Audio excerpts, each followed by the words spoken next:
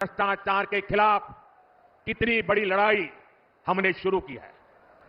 मैं भ्रष्टाचार पर कार्रवाई कर रहा हूं, इससे कुछ लोग बौखला गए हैं। वो अपना आपा खो बैठे हैं।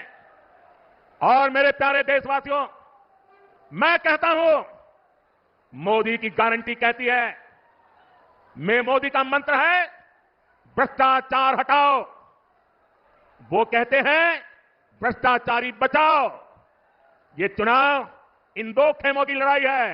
एक खेमा एनडीए का, जो भ्रष्टाचार हटाने के लिए मैदान में है। दूसरा वो खेमा जो भ्रष्टाचारियों को बचाने के लिए मैदान में है। फैसला आपको करना है। क्या भ्रष्टाचारियों को बचाना है? क्या भ्रष्टाचारियों को बचाना है? क्या भ्रष्टाचारियों को बचाना है? भ्रष्टाचार जाना चाहिए कि नहीं जाना चाहिए? भ्रष्टाचार हटना चाहिए कि नहीं हटना चाहिए? भ्रष्टाचार खत्म होना चाहिए कि नहीं होना चाहिए? और इसलिए भाइयों बहनों, जब मोदी पूरी ताकत से भ्रष्टाचार के खिलाफ लड़ाई लड़ रहा है, भ्रष्टाचार खत्म करने की बात करते हैं मोदी जी। कहते हैं मैं भ्रष्टाचार पर कार्यवाही कर रहा हूं, जिससे कुछ लोग बौखला गए। कुछ लोग मतलब जाहिर सी बात है कि वो यहाँ विपक्ष की ही बात कर रहे हैं।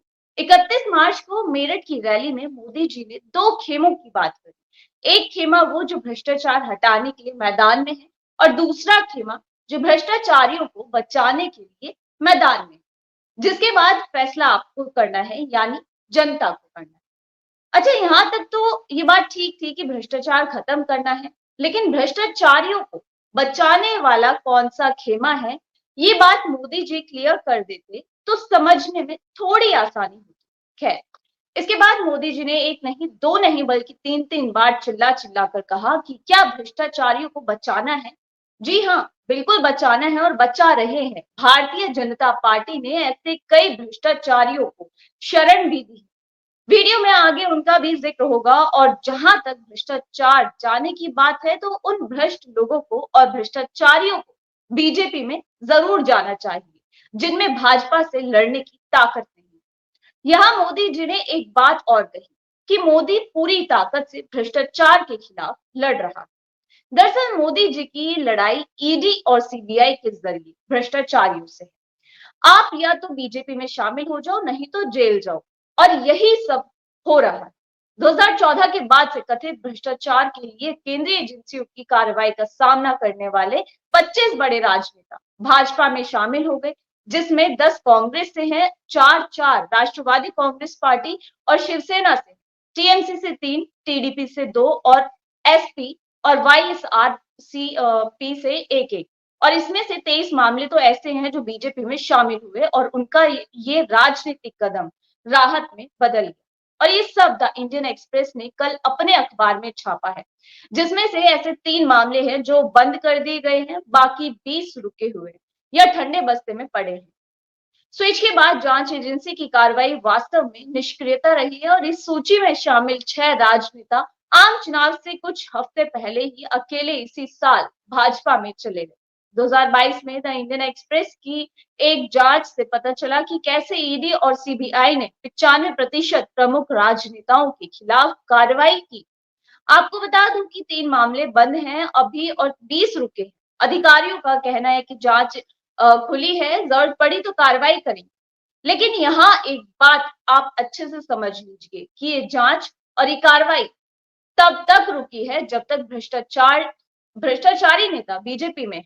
वहीं 2022 और 2023 की राजनीतिक उथल पुथल के दौरान केंद्रीय कार्रवाई का एक बड़ा हिस्सा महाराष्ट्र पर केंद्रित था।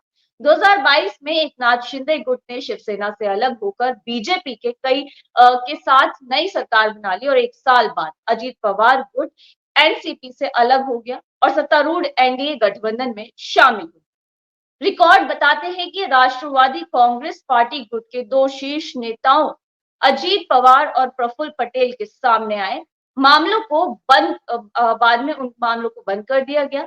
कुल मिलाकर महाराष्ट्र के 12 प्रमुख राजनेता 25 की सूची में शामिल हैं, जिनमें से 11 2022 या उसके बाद भाजपा में चले गए, जिनमें एनसीपी, शिवसेना और कांग्रेस के 4 नेता शामिल हैं।